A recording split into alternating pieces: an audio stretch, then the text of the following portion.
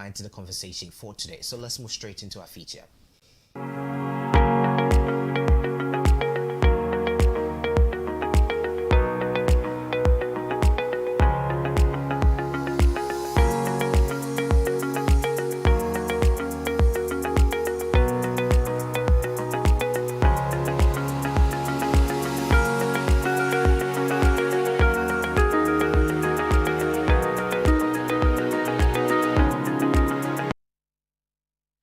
So in the year 2024, we had a lot of comedy shows right here in Ghana, and our comedians were not sleeping. I like the fact that they've been able to revamp and also, wake up the comedy shows we have right in Ghana, and they've done super amazing. So right here on the show, let's have a conversation and also give a year of review. So joining me right here in the studios, I have Pjay and Genesis right in the studio. Good morning, gentlemen. How are you all doing? Good morning. We are doing very good. He does make start time big. Oh, Genesis, let's be serious. How serious? that's how I talk. This is how you talk. Now you try, they won't laugh people. No. What accent are you using? I'm not using any accent. This is how I talk. I beg you, menace. It's Because this is an Irish guy in Ghana, Black Irish. Yeah. I've been trying a lot to Talk like a Ghanaian. communicate in a way that people can hear me. Exactly. Pjay, you let me come to you and ask you something. Let's get deeper into this whole thing. Ever since you started comedy, right? Maybe you find yourself in a relationship and everything. Did the girls ever take you serious? Did they know at a point when you were serious? They always take me serious, because I'm a very serious guy. Yeah, sure. Oh, I'm very serious. Do I look like I'm playing right now? Oh, now, see, I talk plus playing the Shobiz wedding dates comedians before. They go like, Charlie, I didn't know when the guy was actually serious and not serious. So the relationship actually. Which girls are we talking about? And which comedians are we also talking about? I'm talking to you guys. Because me, every of my relationships have been very serious. And it worked out. Yeah. Okay, this is it for me, Genesis. I would say that when I am at home or with my girlfriend or what, I'm not a comedian. Okay. It's a serious business. And I'm out there, that's what pays the bills. Okay. So you don't expect me to bring what pays the bills to play at home.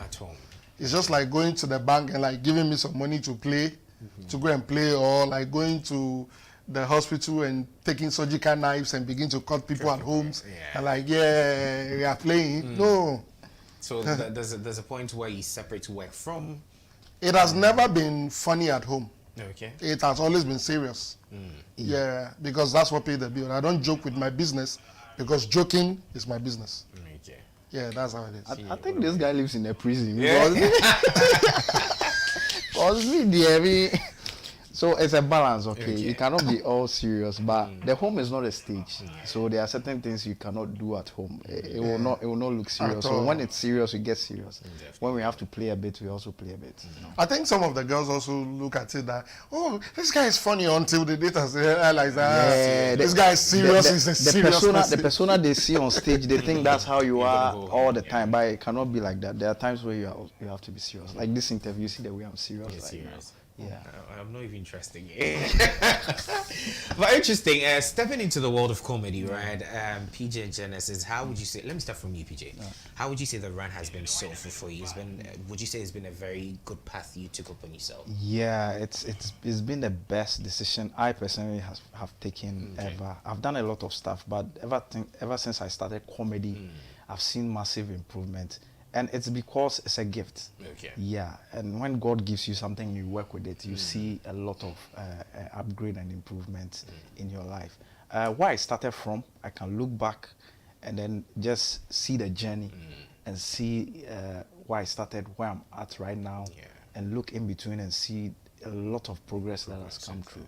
The platforms I've gotten, the exposure. I'm on Shobiz right now. Definitely. It's because of comedy. Yeah. The other stuff I do, I'm not sure would have brought me here, but comedy has brought me here. And I'm really grateful. I'm grateful for the progress. Interesting. Genesis. Well, I would say same thing for me. I've always been the very shy type. Because of how I was raised, I can't look into people's eye directly and talk to them. But comedy as a gift. It's now that I will even say, after family involvement, then we begin to write jokes. Those days, I don't. When there was no wife or kids, I don't write jokes. They flow naturally, and it has taken me out of that shyness and giving me that confidence. If you actually watch me on stage perform, you'll know that this guy is a very high energy person. Yeah. But off the stage, I'm not You just come into like your that. I space, come into my space. So comedy has taken me to places where I have never imagined. So I never regret. I've tried a lot of things, like Pjay said, but the best among everything I've done is being a comedian. Just before the year ended, myself and Pjay and few of us had a handshake and a meeting with the vice president of this country. Interesting. You know, I had a good time with him, even laughing at him face to face. We can boldly talk again.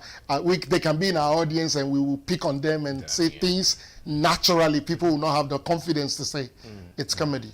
Interesting. So comedy is the best decision I've made. You made so far. Yeah. And even talking about people with high positions, you know, anytime you're trying to crack jokes around them and all that, afterwards, don't you get that threatening messages and DMs, or you're being warned, hey, next time you should be very careful with the words you're using? Yeah, I think they're beginning to understand now that it's comedy. Comedy is comedy. And the way jokes are structured, there always has to be someone that is a victim in a joke. Someone will be made fun of. Definitely. Always. The intention is not to just ridicule them or tarnish their image. The intention is to make everybody laugh, break that tension that is in the room. Okay. So that is every comedian's goal. If a comedian picks their pen to write a joke, the intention is to make people laugh, not to piss people off or offend people. Yeah. That is one thing everybody should understand about comedians.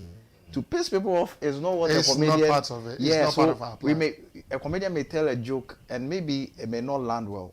You should just understand that he didn't mean to offend people. He wanted to make people laugh. Well, it didn't go well. Let's take it back and just move on. And sometimes too, we take it back.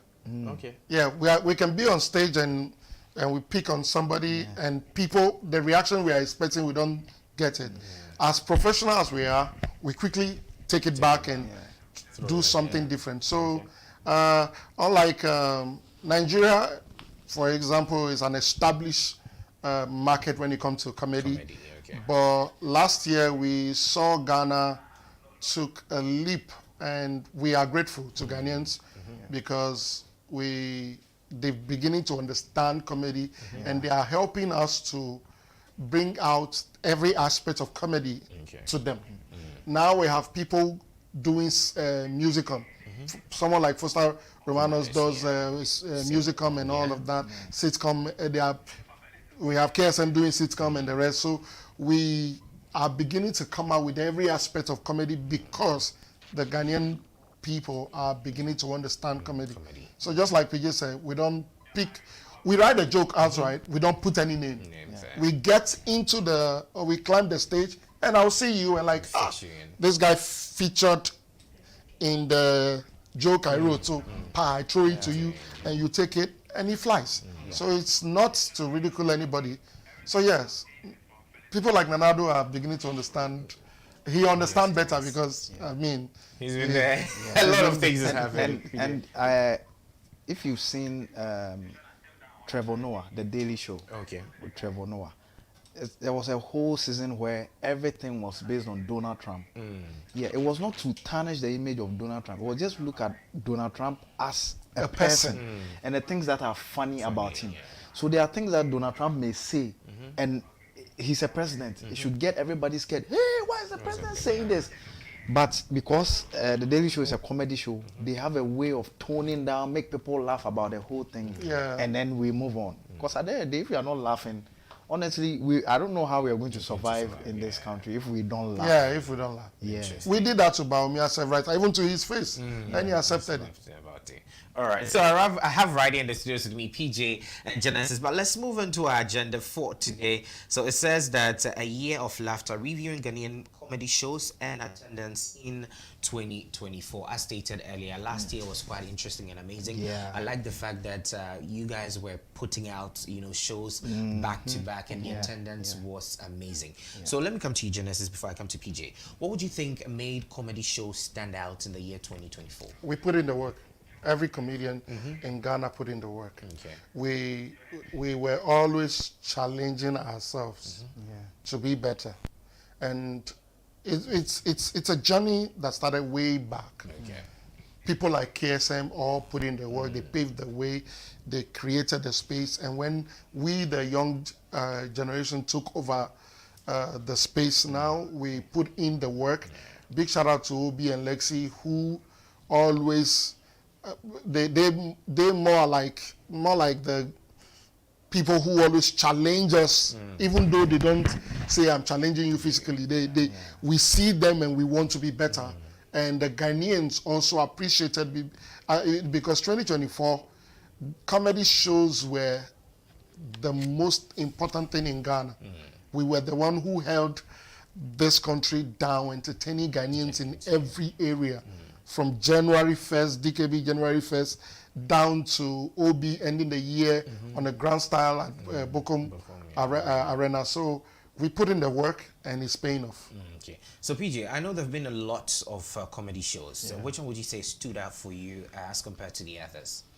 The comedy show that stood out for me was the recent one, Obi and Ponsen's show at the Bokum Arena, where we filled a 4,000 capacity auditorium.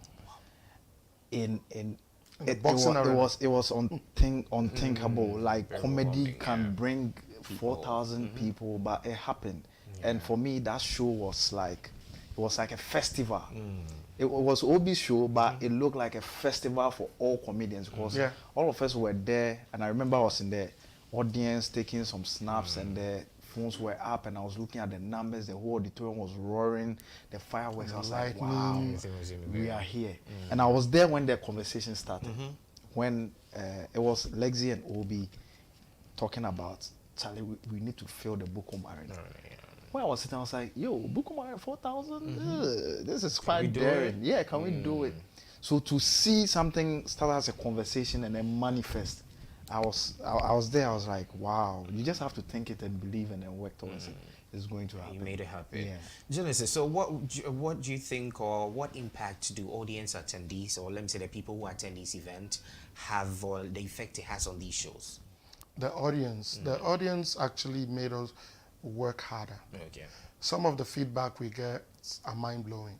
When after every comedy show, you go on social media, you begin to see names, especially the young ones, people like Kwame Obed and co, coming up, and you see the kind of remarks they get, the comments.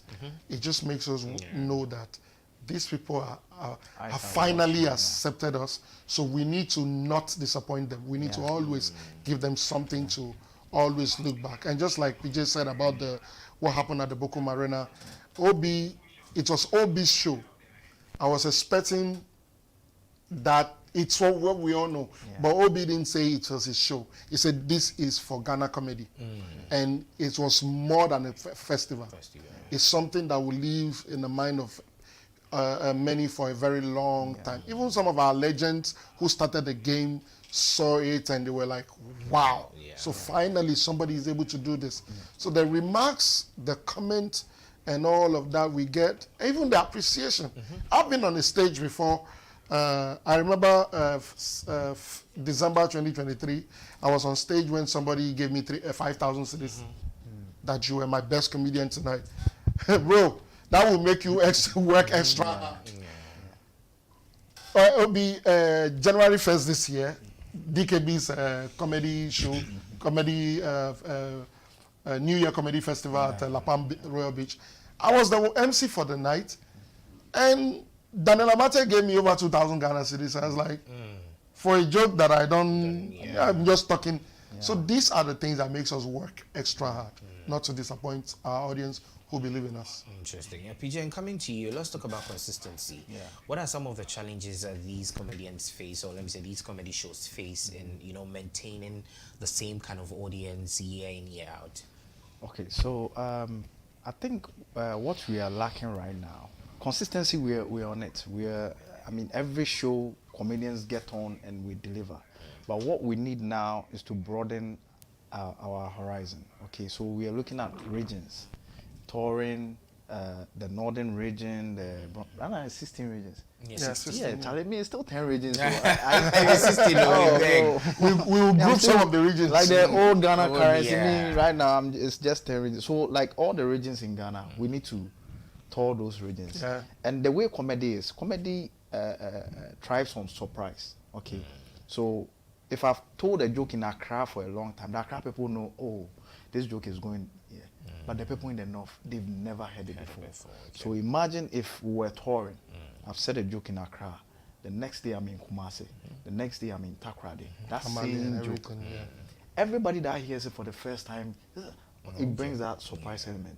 And that is what works for the European countries. A comedian can have one joke and tour the whole state nation one joke. with it. But unfortunately for us, we are stuck in Accra most of the times. So Accra hears everything that should be heard in a year. They just hear it in like 3 months. So here we work extra harder. So every month you should have like some 5 new hot jokes. Yeah. People from outside watch us and they're like, how are you people able to do this? Because it's unrealistic. Yeah. But it's because of what we have. So consistency, we have it, but we feel like corporate Ghana should come on board. We need more sponsors, event organizers, whoever has the resources to help us. Let's spread comedy around Ghana. Yeah, because we have everything. We are ready. But I think I've been talking to comedians each and every time, and they are still talking about these corporate bodies calling on sponsorship and all that to come on board. Why are you still struggling with sponsorship? What is the problem? Yeah. I think we understand different angles to corporate sponsorship. First is we understand that when corporate entities want to work with an individual comedian, there is a need for them to understand that if I'm putting my company behind this person, I hope this person does not mess my brand up and all of that. We have we understand that the last 4 years have been very challenging for everyone. I personally work with a few company in Ghana, and they even show me everything actually, the taxes here. So we are struggling to break even. So it's difficult for us to do extra. But what we can say to them is that the comedy industry is a bankable industry. When you invest in this industry, you will not regret it. So we are calling on corporate sponsorship and also the government, not just corporate private entities, but the government to invest greatly in this industry. In all honesty, comedy is the last honest thing in Ghana. I keep saying this everywhere I go, and last year was a proof that in a time where people are beefing each other in the movie industry, Lil Wayne and Matankoma are suing each other, Shatawale and Stonebwoy are fighting, we were busy holding Ghana down. So if we have more sponsors, what Pjay said will be easily achievable. I am from Volta region. There's nothing, and Volta region is very big. There's nothing wrong in holding a comedy festival in Volta region for my people. But the resources is a problem. We struggle a lot getting sponsors, a lot. And also GRA should understand that what we are doing, we pay for those venues. Some of us pay from our own pocket. We write those jokes from our mind. Most of the people you see, 30 to 60% are complimentary tickets. And then you still come and charge us based on the number you want to take tax. Wow, so you're talking about complimentary tickets. You give out free tickets, or let me say, especially people invited. So does it mean that the chunk of Ghanaians really do not patronize or buy tickets for your event? Now they are doing. But still, it is still in line with our values to prepare complimentary ticket and give out. We want that venues fill up. People actually, one of the things we did last year was that we realized that things were hard for people. Not that they don't want to buy, but they couldn't afford it. So you were doing free shows? So let me explain that part better. So when you're organizing a comedy event, we are still trying to get people to understand what comedy is truly. Okay. There are people who know comedy is vibrant, is going on. They've heard it, but they've not experienced it. But these people too are very influential people. You need to witness what we're doing. So for those people, they won't buy a ticket and come if you leave them on their own. So you have to invite Find a way them to bring and drag them there and show them this is what we are doing. For those people, we give them complimentary tickets. We have some solid, loyal, honest fans. For them, even if you don't advertise or should they see the flyer, they will chase you and say, hey, where is the event happening? They will pay and come. They say, wow, the comedy industry. And this year, all the noise that is happening is because of those people. Those people that were able to give complimentary tickets, drag them into the shows. Now they see what we are doing. So now they are doing the announcements for us. Yeah, that is where the complimentary tickets In come. addition to what you said, you remember Lexi, Okoko, and Jacinta? The shows were back to back to back. So we understand that it will be extremely difficult for one person buying all the tickets in that government, that things were extremely difficult. Things are not better now, but we are hopeful. So that's the point where we also look at it that, okay, Charlie, let's prepare 20 complimentary ticket for some of our loyal fans who cannot afford it. They really want to attend, but they can't afford it. So that's where, and that's the energy, the buzz, those youth. Oh, they are the ones. But you know, Genesis, you keep saying that the government that was difficult. That was the Akufo-Addo-led government last year. Everybody is aware. And now we have a new president coming in. So let's take it back a little bit and talk about the Ministry of Creative Art and Tourism and all that. Do you think they failed the entertainment industry? And also, do you think they never gave, let me say, respect to the comedy industry now? Okay, for the comedy industry, we will say that we are a work in progress. We are not there yet. The recognition we deserve, we are getting it now. So we need to put in the work. Now, not respecting the entertainment industry, how would I respect people that are beefing and fighting each other and suing each other? Comedy industry wasn't like that. Music was like that. Movie was like that.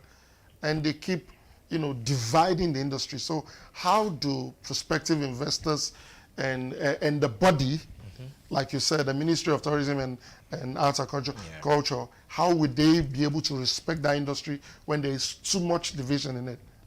So yeah, they supported the comedy industry. I would say we had support from that sector. The tourism ministry did for OB and Lexi. No. Let's say we had support because we are witnessing it for the first time, so it's growing.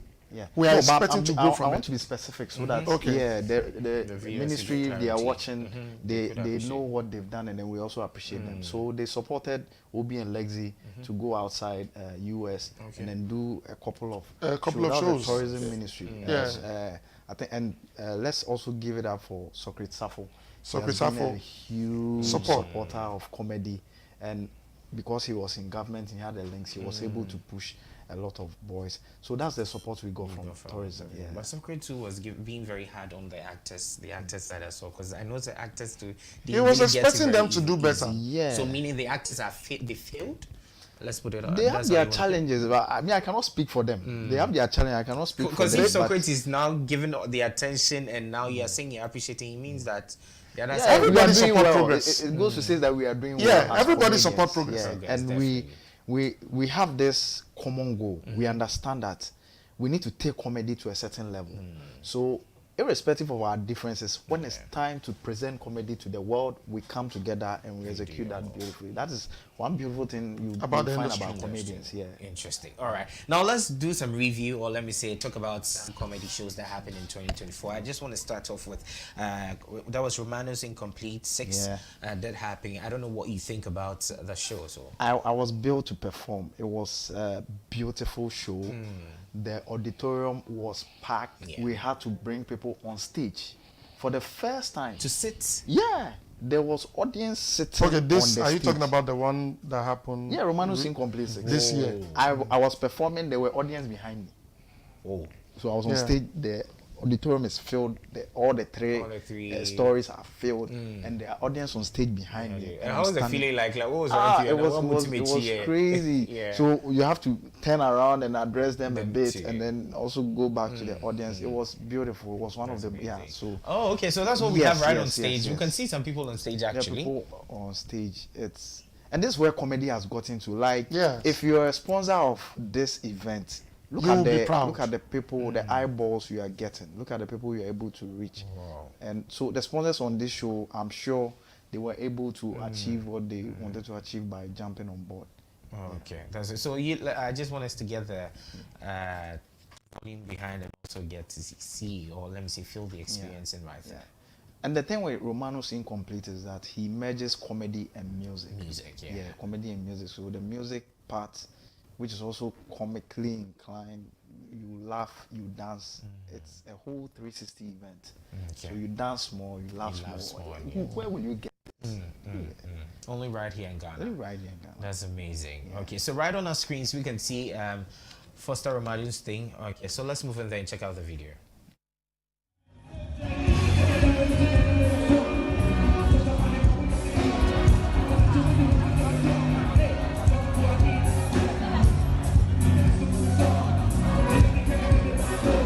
Ladies and gentlemen, thank you all for coming. Good night and have a good evening.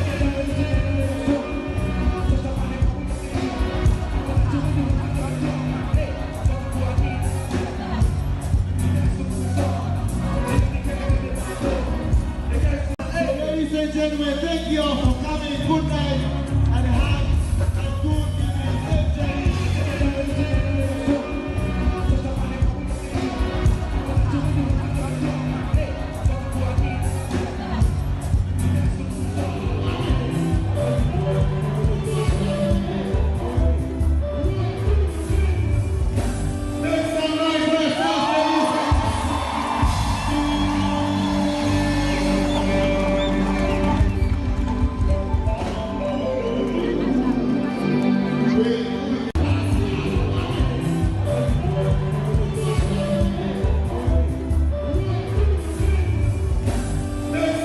So this view, or let me say what we saw right there, gives you a clear idea of the work our Ghanaian comedians are actually putting in, and the crowd right there, it was just amazing. People actually had to sit on the stage as well just to have a feel of the whole program. But now we're moving straight to, we'll be touching on some comedy shows that's happened as last year that we talk about it. So Pjay and Genesis, we're going to start off with the New Year comedy. That's by DKB. Yeah. How's the response to from that as well? Yeah, New Year comedy. It's splendid. It's what kicks off the year. Okay. And every time it's a successful show. It Always. starts. Funny, it starts on 1st January and ends in 2nd January. Oh, so is it 2 days? Yeah, something? it starts in the night of 1st it starts in the January evening. and ends in the morning of Morning. 2nd January. Okay. So you are having like 2 days, Days, show yeah. in one package. Yeah, Interesting. and it's successful. DKB has started this. It started with the year of return, right? And it has been consistent every year. since then. It's a I was privileged to be the host for this 2025. Wow. Yeah. So New Year Comedy Festival by DKB was a success. Yeah. And then I think 7 days later we moved straight to Obi and Posa's Surviving Akufo. Yeah, which I was talking about earlier, why some of the sponsors were not coming because we were trying to survive. Everybody was surviving. Pjay will not say this. Kojo Pjay will not say this. I will say this. Okay, I get the whole thing. wait. So are you guys trying to tell me that now comedy is being politicized? Let's put it that way. No, Because it's I not. can see the angle Genesis is coming from. It's not, it's I not. can see the That is angle PJ Genesis coming. angle. It's not. Oh, but you wait.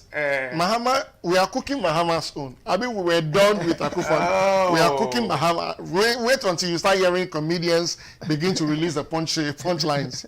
So yeah, we have Vast Days comedy at Takrady with Lexi. That was a bold one from my brother Lexi. He went all the way to Takrady and it was good. And then he did a full in April. Same Lexi. And then Jumo, our brother from Kumasi, did a funny culture with Ebenezer Jumo.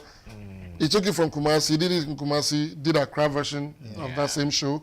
I think in between that, Kojo PG also did is Out of the Box.